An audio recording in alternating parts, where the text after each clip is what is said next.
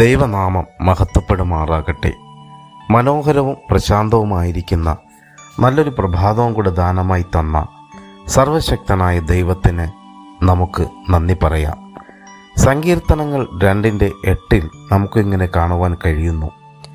എന്നോട് ചോദിച്ചു കൊള്ളുക, ഞാൻ നിനക്ക് ജാതികളെ അവകാശമായും ഭൂമിയുടെ അറ്റങ്ങളെ കൈവശമായും തരും.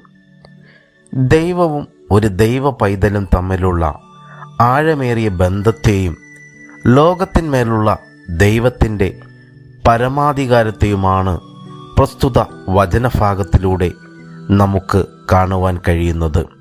എന്നോട് ചോദിച്ചു കൊള്ളുക എന്ന ആഹ്വാനം ദൈവം തൻ്റെ ജനത്തിന് നൽകുന്ന വലിയൊരു വാഗ്ദാനമാണ്.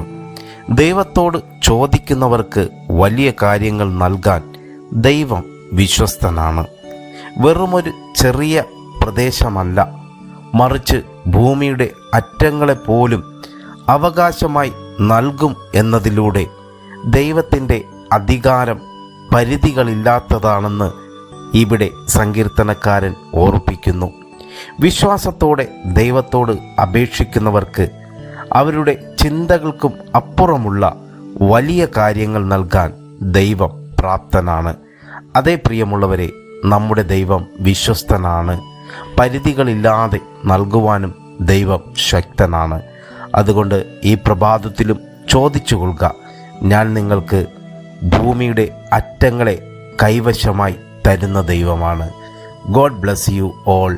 ആമേൻ.